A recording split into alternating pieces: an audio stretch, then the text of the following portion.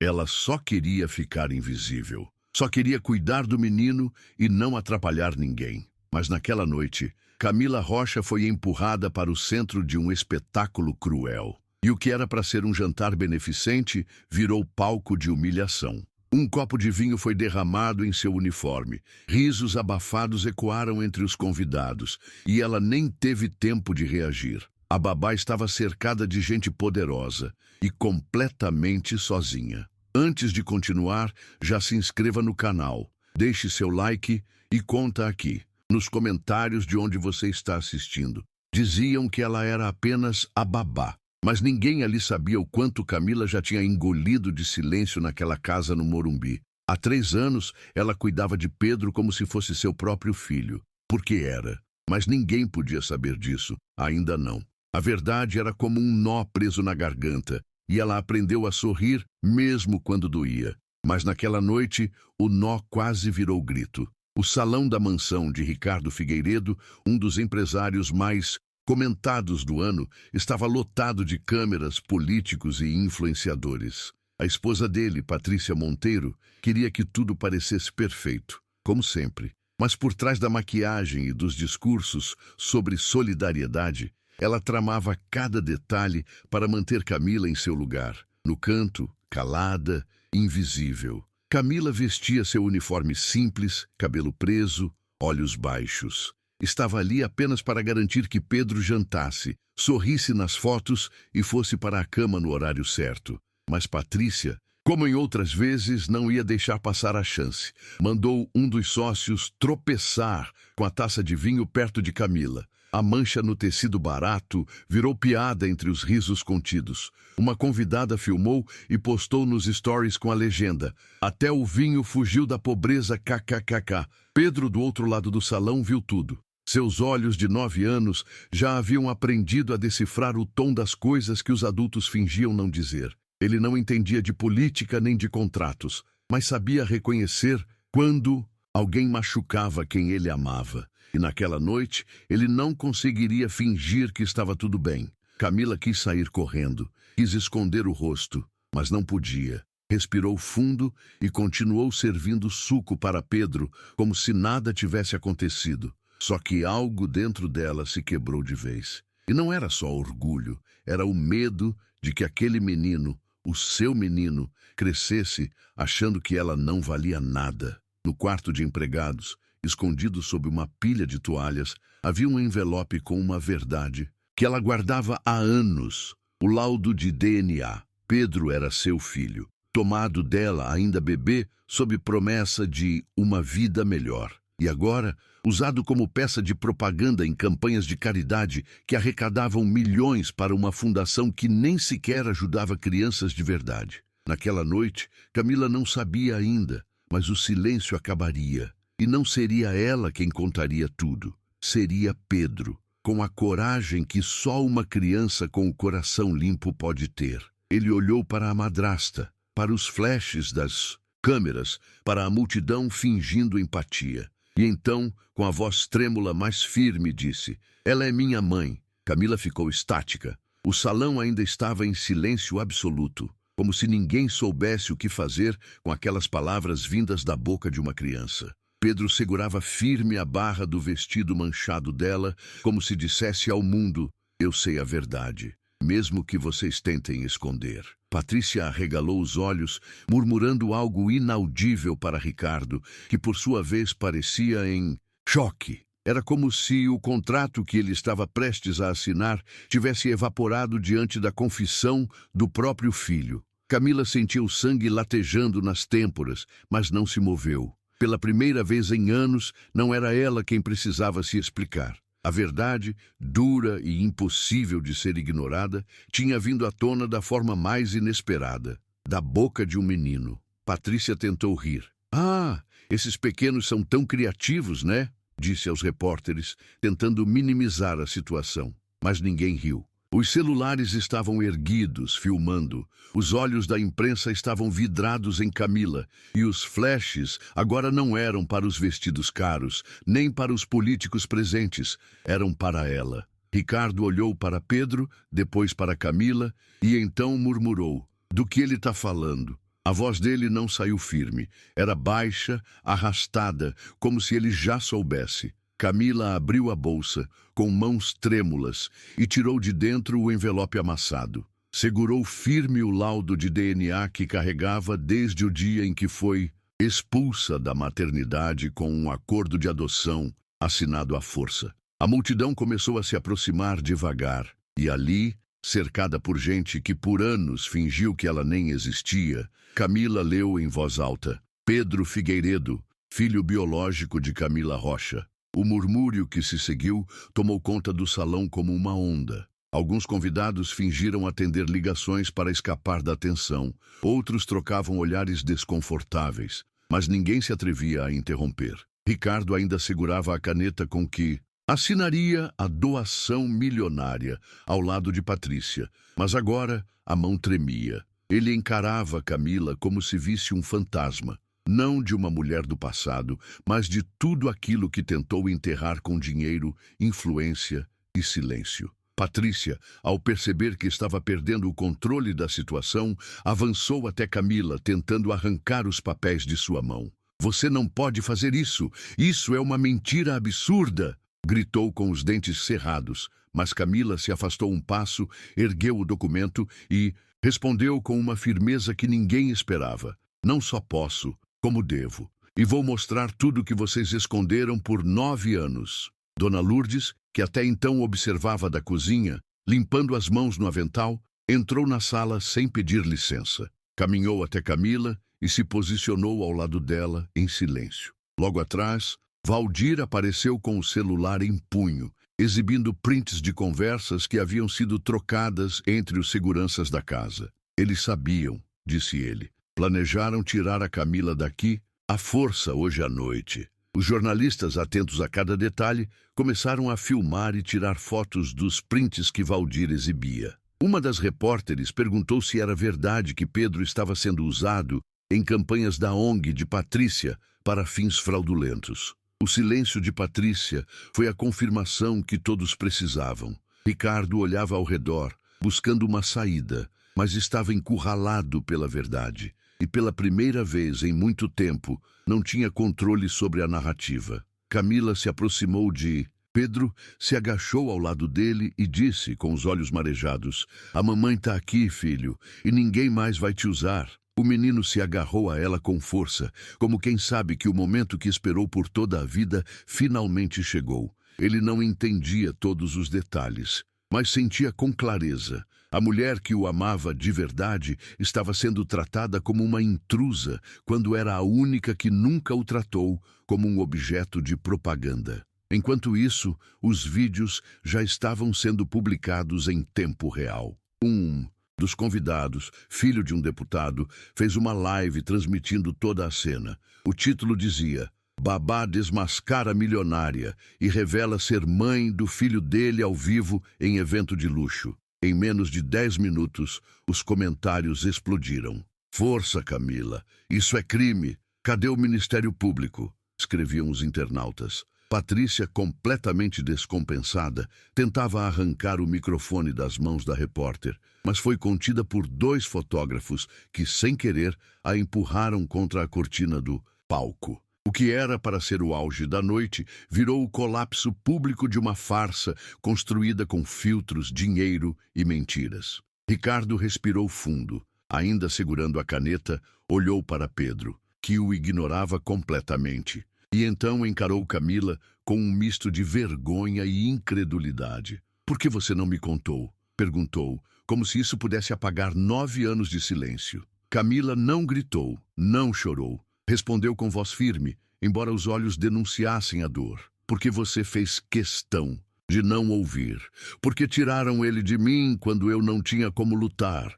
E porque você acreditou que o amor podia ser comprado." Nesse instante, Valdir conectou seu celular ao telão improvisado da festa, usando o projetor de fundo. Em poucos segundos, os prints começaram a ser exibidos em tamanho gigante para todos verem. Mensagens de Patrícia orientando assessores a explorar a imagem de Pedro, áudios com risos debochados sobre a carinha de órfão fotogênico e até planilhas que mostravam desvios de doações. Antes de continuar, já se inscreva no canal para não perder nenhuma história e deixe seu like se está gostando do vídeo. Comente o que você acha que vai acontecer a seguir. A imagem de Patrícia projetada no telão, rindo em um áudio onde dizia: "Ninguém precisa saber que o dinheiro foi para a reforma do closet, amor", fez o público da festa começar a vaiar. Um grupo de jornalistas saiu correndo para os carros, tentando ser o primeiro a publicar a denúncia completa. Um assessor do Bícedos, deputado presente na festa, foi visto ligando desesperadamente para um advogado, enquanto o próprio político tentava se afastar da anfitriã, como se já não tivesse feito parte de tudo. Patrícia, agora completamente desfigurada pelo desespero, tentou justificar-se, dizendo que tudo foi distorcido, mas ninguém escutava mais. Ricardo, pálido, parecia finalmente compreender o tamanho da tempestade que ajudou a construir. Seus olhos buscavam apoio, mas só encontravam julgamento. Dona Lourdes, com a serenidade de quem viu tudo se desenrolar por anos, apenas cruzou os braços e encarou Patrícia com desprezo contido. Pedro segurava o exame de DNA nas mãos. Não entendia todos os termos técnicos, mas reconhecia o próprio nome e, ao lado, o de Camila. Na ingenuidade dolorosa de uma criança que viveu cercada por mentiras, ele perguntou: "Quer dizer que eu sou mesmo seu filho de verdade?" Camila o abraçou com cuidado, encostando o rosto no cabelo dele, e sussurrou: "Sempre foi. Desde o dia em que você nasceu." O menino fechou os olhos. Talvez não entendesse tudo, mas algo nele se acomodou pela primeira vez. Um pertencimento silencioso, como se o mundo, por fim, tivesse um lugar onde ele era amado por quem realmente importava. Ricardo assistia à cena com os olhos marejados, mas ainda sem saber como agir. O poder, o dinheiro, as festas, tudo isso agora parecia inútil diante de uma verdade que ele ignorou por quase uma década. E pela primeira vez, ele viu o filho não como um símbolo de status, mas como um menino que só queria a mãe de volta. Enquanto os convidados se dispersavam entre indignação e curiosidade, um grupo de funcionários da casa começou a sair discretamente de seus postos. Era como se a verdade tivesse libertado não só Camila, mas também todos que trabalharam em silêncio, vendo abusos se repetirem sem poder intervir.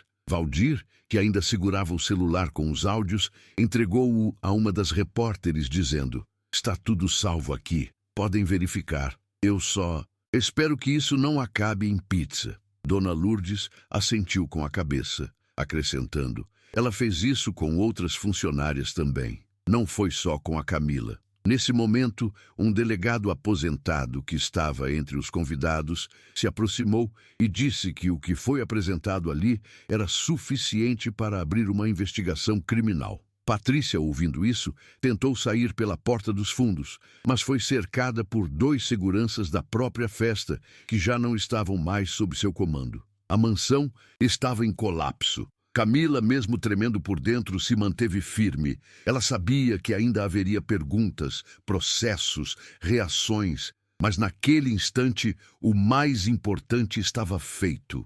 A verdade estava diante de todos. O medo que a paralisou por anos tinha virado coragem. E o menino, que ela foi forçada a entregar agora, estava nos seus braços diante de todo o país. Ricardo finalmente largou a caneta, colocou as mãos no bolso e encarou Camila de um jeito que nunca havia feito antes. Não como patrão, não como dono de nada, mas como um homem falido em suas próprias escolhas. Ele se aproximou lentamente e murmurou: "Eu não sabia. Eu juro que não sabia que tiraram ele de você assim." Camila não respondeu de imediato. Olhou para Pedro, depois para Ricardo e disse: "Você não quis saber. Isso é diferente." E aquela frase, dita com calma e precisão, foi o golpe final.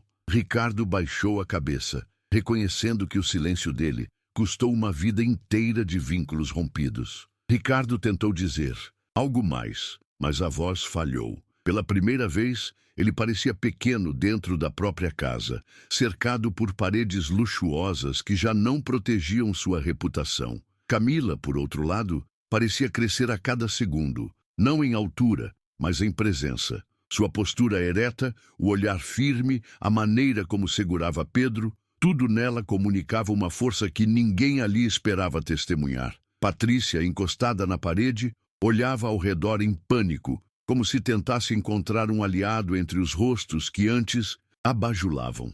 Mas agora só via distância. Todos estavam ocupados demais, gravando, comentando, denunciando. A máscara da perfeição havia caído, e ninguém queria ser cúmplice de uma queda tão feia. Um influenciador famoso que participava do evento já fazia uma live comentando os bastidores do escândalo do ano, apontando Camila como uma mãe injustiçada que teve a vida roubada por vaidade e corrupção. A notícia não ficou apenas dentro dos muros da mansão. Em questão de minutos, portais de notícia replicaram o vídeo com títulos como "Babá revela ser mãe biológica do filho do milionário durante jantar beneficente em SP". Em um país já acostumado com escândalos envolvendo ONGs e figuras públicas, aquele caso ganhava contornos ainda mais emocionais e revoltantes. As redes sociais explodiram de indignação e apoio. Justiça por Camila e From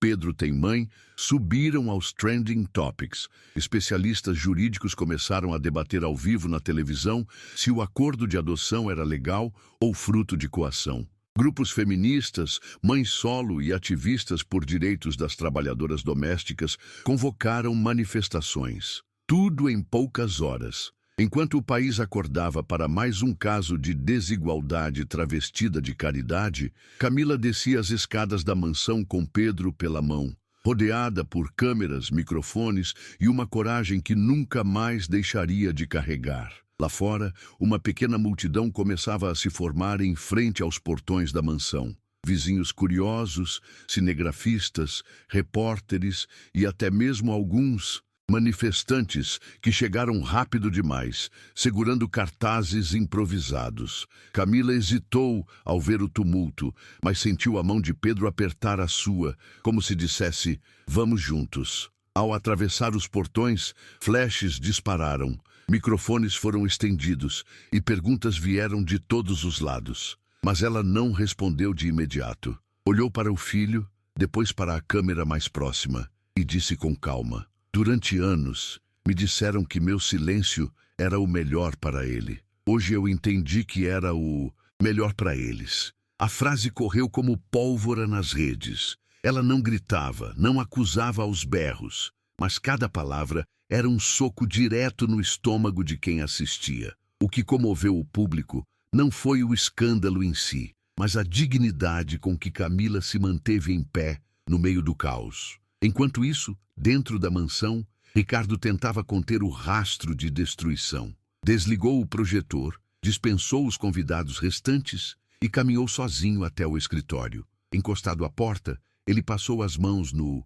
rosto, tentando digerir a avalanche de verdades que se recusou a ver por tanto tempo. Imagens de Pedro criança, aprendendo a andar, chorando por Camila sem entender porquê, voltaram como facas na memória. A cada lembrança, mais claro ficava o erro. Ele comprou uma narrativa de conforto, aceitou a versão que exigia menos dele e agora pagava o preço. Patrícia, sentada em um dos sofás do andar de cima, chorava, não de remorso, mas de desespero. Sabia que seria abandonada e estava certa. Em poucos minutos, os advogados de Ricardo chegaram à casa com uma pasta de documentos. O divórcio estava sendo redigido ali mesmo, enquanto do lado de fora a verdade ganhava vida própria e se espalhava como fogo em mato seco. Camila e Pedro foram levados por Valdir e Dona Lourdes para a casa dela, no Capão Redondo. Era simples, pequena, mas com cheiro de comida caseira e uma paz que nenhuma mansão no Morumbi poderia oferecer.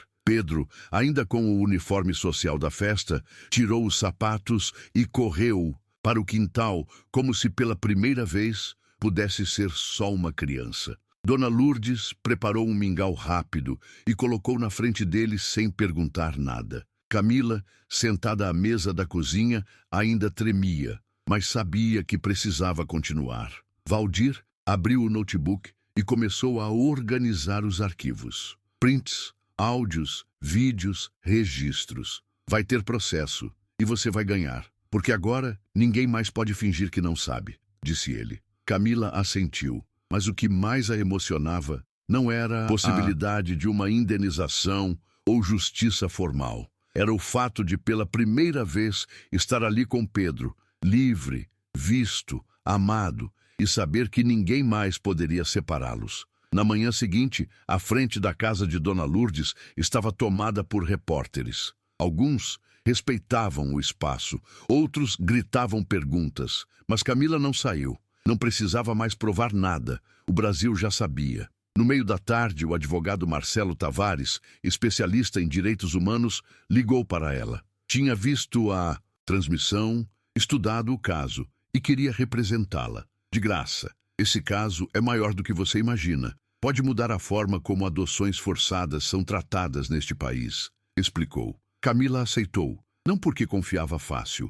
mas porque algo na voz dele dizia: você não está mais sozinha. Nos dias que se seguiram, enquanto o processo se iniciava, Camila reaprendeu a rotina com Pedro. Levava ele à escola, cozinhava com ele, ria de piadas bobas que nunca teve chance de ouvir. Aos poucos, reconstruíam não apenas um lar, mas uma história. Uma história que não começava naquela festa, começava muito antes, e que agora, finalmente, era contada do jeito certo. Antes de continuar, já se inscreva no canal para não perder nenhuma história e deixe seu like se está gostando do vídeo. Comente o que você acha que vai acontecer a seguir. Enquanto isso, Ricardo se recolheu do mundo. Cancelou entrevistas, silenciou as redes sociais da construtora, recusou qualquer contato com a imprensa. Mas o dano já estava feito. A imagem pública que havia construído com tanto esforço, de empresário filantropo,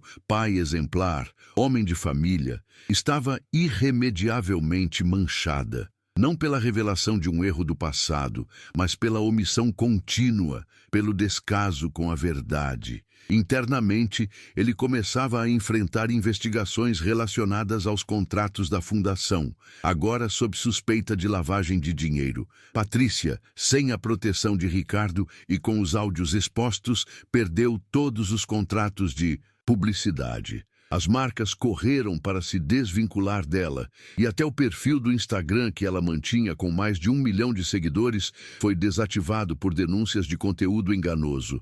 A vida perfeita que ela ostentava virou sinônimo de fraude. Pedro, por outro lado, parecia florescer dia após dia. Na escola passou a desenhar com mais liberdade. Falava mais, sorria mais. Quando os colegas perguntavam sobre a mãe, ele dizia com orgulho: ela é tudo para mim. Camila o observava com aquele olhar de quem já perdeu tanto que aprendeu a valorizar cada pequeno gesto. As noites, antes cheias de solidão e silêncio, agora eram preenchidas com histórias contadas baixinho, jantares simples e a tranquilidade de saber que ninguém viria arrancá-lo de seus braços outra vez. Em uma das noites, ele perguntou: mãe, por que você me deixou com eles? Camila engoliu seco, sentou-se ao lado dele e respondeu com a verdade: eu não deixei. Eles me tiraram você, mas eu prometo que, agora que te tenho, de volta ninguém mais vai tirar. Pedro não disse nada. Apenas encostou a cabeça no ombro dela e ficou ali, respirando em silêncio, como quem finalmente encontrou o lugar certo no mundo. As semanas que se seguiram foram marcadas por uma enxurrada de repercussões. Programas de TV matinais discutiam o caso como exemplo de abuso de poder e desigualdade. Juristas, psicólogos e até artistas se manifestaram em apoio a Camila. O caso ganhou proporção nacional. O Ministério Público abriu investigação formal contra a Fundação, e o Tribunal de Justiça de São Paulo acatou o pedido de anulação da adoção irregular. A decisão liminar devolvia a guarda total de Pedro à mãe biológica e abria caminho para um processo criminal contra os envolvidos. Camila participou de algumas entrevistas sempre com cuidado. Falava baixo, com pausas longas e um respeito evidente pelo filho. Rejeitou propostas para transformar sua história em série, livro ou filme. Ainda estamos vivendo. Não quero que virem isso num roteiro antes da gente terminar de ser só mãe e filho. explicou em uma delas. E esse posicionamento só fez o público amá-la mais. Na contramão disso, Patrícia foi vista em vídeos, saindo de um shopping, chorando ao ser abordada por manifestantes. A mulher que outrora era símbolo de luxo e filantropia digital, agora era lembrada como a vilã de uma das histórias mais comoventes do ano. Ricardo, embora com um bom time de advogados, teve que prestar depoimento à polícia e, pela primeira vez, não conseguiu escapar com respostas ensaiadas. Em determinado momento, ao ser confrontado com os áudios de Patrícia, ele abaixou a cabeça e disse: "Fui cúmplice, porque escolhi não ver." Foi a única frase que saiu sem a assessoria. Seu depoimento foi transmitido ao vivo em diversos canais, e mesmo não isentando-o de culpa, gerou reações de surpresa. Pelo menos não negou, comentavam alguns. Mas Camila não assistiu. Ela estava ocupada ajudando Pedro com um trabalho da escola sobre família. Ele havia desenhado 2 bonequinhos de mãos dadas com um coração no meio. "Esse sou eu e você", disse mostrando com orgulho. Na escola, Pedro passou a ser visto com outros olhos. Professores comentavam entre si como um menino antes introspectivo e por vezes apático. Agora demonstrava mais entusiasmo nas atividades. Uma das coordenadoras ligou para Camila apenas para dizer: ele desenhou um pôster com a palavra amor em letras grandes e colou no mural da sala. Disse que aprendeu essa palavra com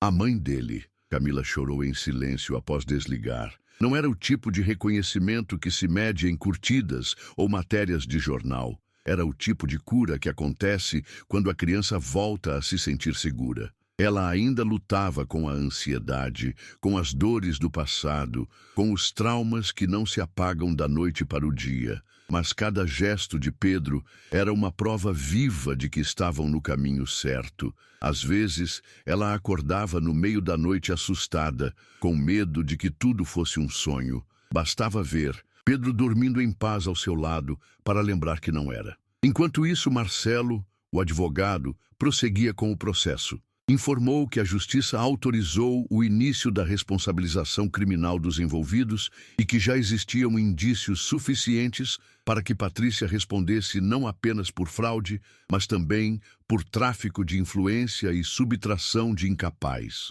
Ricardo, mesmo colaborando com as investigações, não escaparia de enfrentar as consequências civis por sua negligência. A imprensa continuava a acompanhar o caso, mas com menos sensacionalismo e mais foco nos desdobramentos jurídicos. Para Camila, tudo isso era importante, sim, mas nada se comparava ao momento em que Pedro, pela primeira vez, desenhou a palavra mãe e escreveu embaixo: "Você é tudo." Não foi na frente das câmeras, não foi para um jornalista. Foi em um pedaço de cartolina colado na parede da cozinha de Dona Lourdes. Era ali, naquela simplicidade, que se firmava o alicerce da nova vida deles. Num sábado ensolarado, Dona Lourdes organizou um almoço simples, mas cheio de significado. Convidou apenas os mais próximos: Valdir, Marcelo, uma vizinha que ajudou nos primeiros dias e a professora de Pedro.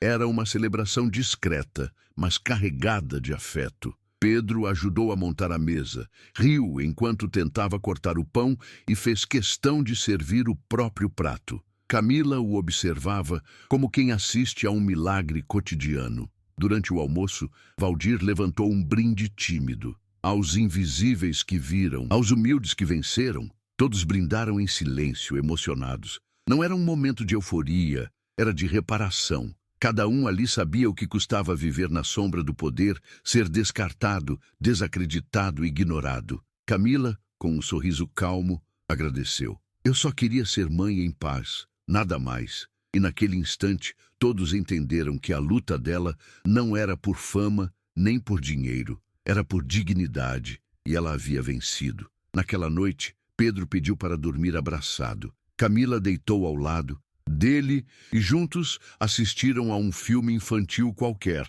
daqueles que passam sem muita atenção, mas servem de pretexto para o aconchego. Em dado momento, Pedro disse baixinho: "Eu sempre soube que você era minha mãe, só não sabia como dizer." Camila segurou o choro e respondeu: "E eu sempre soube que você era meu filho. Só precisava de uma chance para te dizer isso olhando nos seus olhos." Eles não disseram mais nada depois. Só ficaram ali, respirando juntos, sentindo o calor de um vínculo que ninguém mais conseguiria apagar. Aquele quarto simples, com um ventilador barulhento e lençóis desbotados, agora era o lugar mais seguro do mundo para ambos, porque era feito de verdade. Uma verdade conquistada com dor, sim, mas também com coragem, com amor e com o tipo de justiça que começa no coração antes de chegar nos tribunais. Semanas depois, Camila foi convidada para dar uma palestra em um evento voltado para mães solo e trabalhadoras domésticas. Inicialmente hesitou. Nunca se viu como alguém com algo a ensinar, mas foi convencida por Marcelo e Dona Lourdes. "Você não vai lá para ensinar. Vai para lembrar que elas não estão sozinhas", disse a cozinheira com aquele tom que não deixava espaço para debate. No dia da palestra, Camila usava uma roupa simples, cabelo preso, nenhum acessório chamativo. Subiu ao palco, olhou a plateia e por um momento quase travou. Mas quando viu uma mulher na primeira fila com o filho no colo, sorriu e começou a falar. Contou sua história sem floreios, sem vitimização, sem discurso pronto. Falou do medo, da raiva, da solidão, mas também da coragem que nasce quando uma mãe percebe que ninguém mais vai lutar por seu filho além dela. A cada frase, a plateia chorava, aplaudia, se identificava. Após a palestra, dezenas de mulheres se aproximaram para abraçá-la, tirar foto, agradecer. Algumas contaram histórias parecidas, outras apenas choraram em silêncio. Camila escutava todas com paciência. Sabia que às vezes o que salva não é a resposta, mas a escuta. A repercussão foi tanta que o vídeo do evento viralizou nas redes, não por sensacionalismo, mas por verdade. Pela primeira vez em muito tempo, o algoritmo foi vencido por uma história contada com alma. Pedro assistiu ao vídeo na escola, com os colegas, e quando apareceu a imagem da mãe, ele se levantou e bateu palmas. Os colegas o seguiram. A professora não conteve as lágrimas. "Essa é minha mãe", disse ele sem vaidade, só com orgulho. E naquele momento Camila não estava no palco. Estava no coração de todas aquelas mães, daquelas crianças e até de quem nunca passou por isso.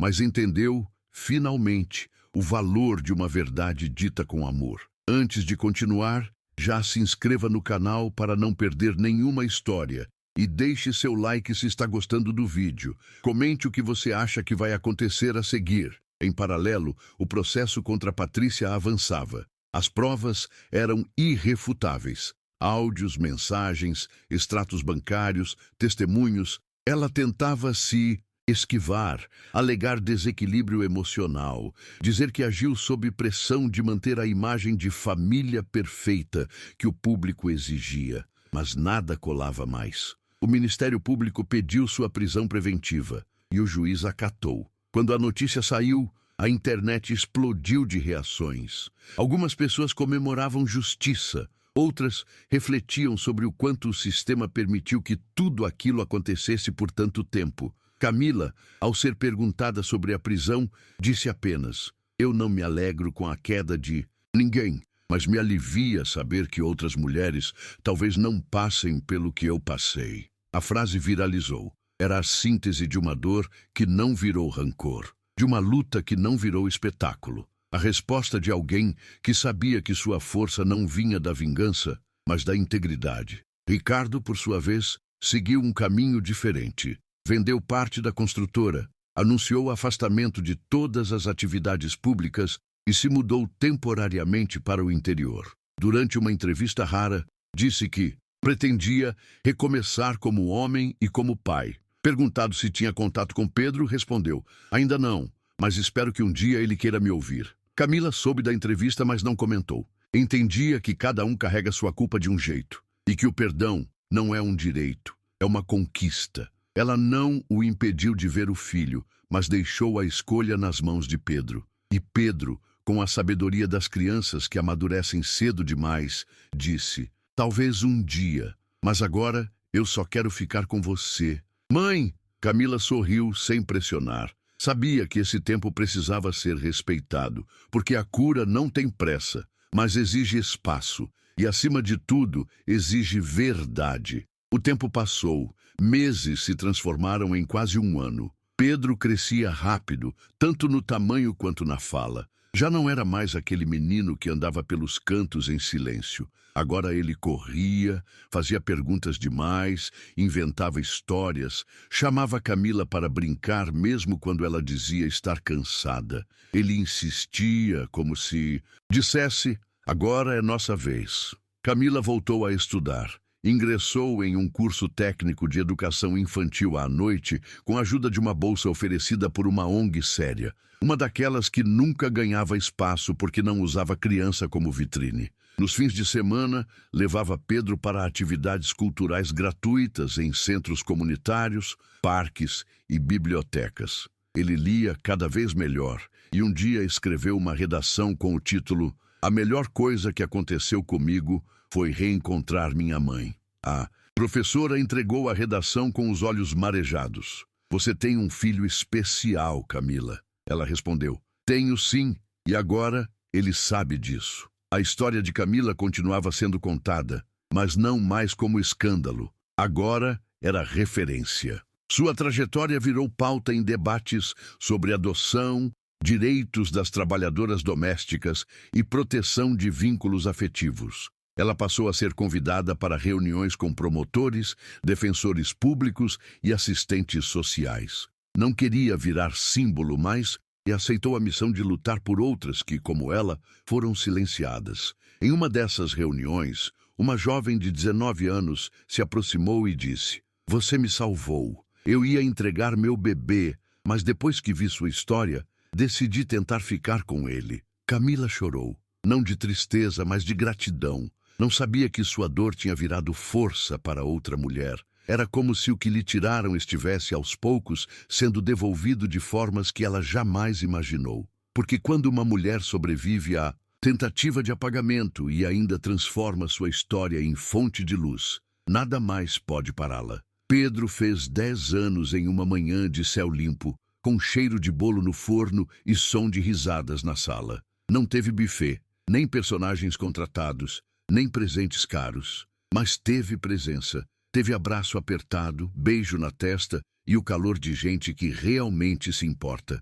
Valdir apareceu com um carrinho de pipoca improvisado e Dona Lourdes trouxe seu famoso pudim de leite condensado, porque todo aniversário merece um doce que cura. Pedro correu com os amigos da escola pelo quintal, suando, rindo alto, como se dissesse ao mundo que aquela era sua casa, seu lugar. Camila, sentada em uma cadeira de plástico no canto do quintal, observava tudo em silêncio. Seus olhos marejados diziam mais que qualquer palavra, porque ela sabia. Aquele era o aniversário que tinham lhe roubado uma década atrás. E agora, finalmente, estava ali, vivendo o presente que sempre foi seu por direito. No fim da festa, quando os convidados foram embora e a casa voltou a ficar silenciosa, Pedro se aproximou com um envelope nas mãos. Era um desenho.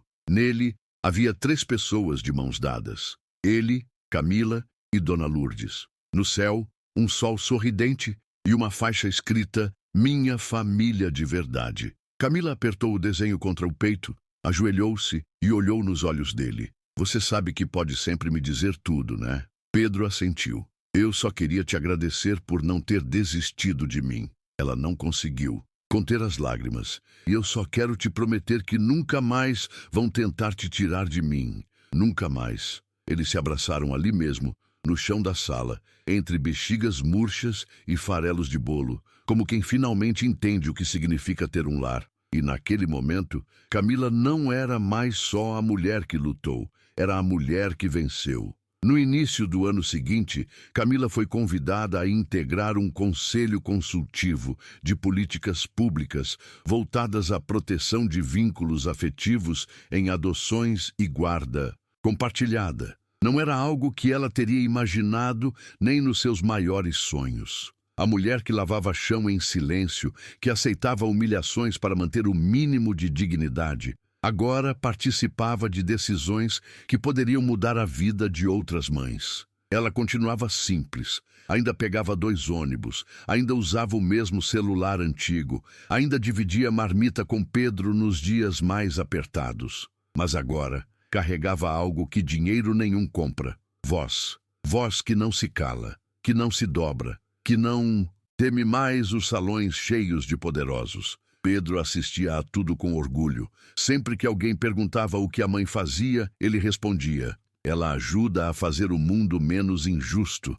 E por mais que a frase parecesse grande demais para um menino tão novo, era exatamente isso que ela fazia. Certa tarde, Camila recebeu uma carta pelo correio. Era de Ricardo. Não havia flores nem desculpas enfeitadas. Apenas um envelope simples, com uma folha escrita à mão. Ele dizia que estava vivendo no interior, ajudando a construir casas populares, e que entendia se Pedro nunca quisesse vê-lo. Dizia que não escrevia esperando perdão, mas que precisava, ao menos uma vez na vida, dizer a verdade por conta própria. Que não sabia amar como deveria, que confundiu poder com proteção, e que se arrependia todos os dias de não ter lutado por Pedro e por ela, quando ainda era tempo. Camila leu tudo em silêncio, depois dobrou a carta e guardou. Não sabia o que faria com aquilo, mas também não precisava decidir na hora. Sabia que perdão é processo e que às vezes o mais importante não é aceitar o pedido,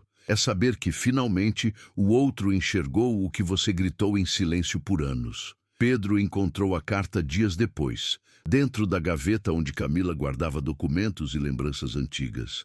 Leu em silêncio, sentado no chão, os olhos fixos em cada palavra escrita pelo homem que ele conhecia apenas como pai por obrigação. Quando terminou, não disse nada. Apenas olhou para a mãe e perguntou: ele tá mesmo arrependido? Camila respirou fundo antes de responder: acho que sim, mas só você pode decidir o que fazer com isso. Pedro pensou por um momento e disse: eu não quero odiar ninguém, mas agora eu só quero viver com você.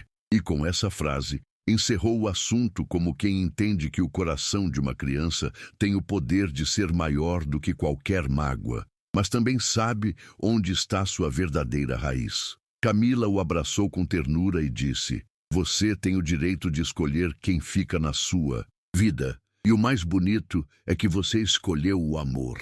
Com o tempo, a história de Camila deixou de ser manchete e virou memória. Mas não foi esquecida. Ela passou a ser contada em rodas de conversa, em escolas, em centros comunitários, em rodas de mães. Virou exemplo, virou alerta, mas acima de tudo, virou inspiração. Camila nunca procurou fama, nunca buscou se tornar símbolo de nada, mas foi exatamente por isso que tantas pessoas se viram nela, porque sua força era real, porque sua dor era reconhecível, e porque sua vitória era, de certo modo, de todas. Pedro cresceu, sabendo que a verdade, mesmo quando demora, tem o poder de transformar destinos. E Camila, que passou anos sendo chamada apenas de a babá, passou a ser lembrada pelo nome que mais importava para ela: mãe. Não a mãe que foi permitida, mas a mãe que resistiu, que enfrentou tudo e todos para exercer o direito mais básico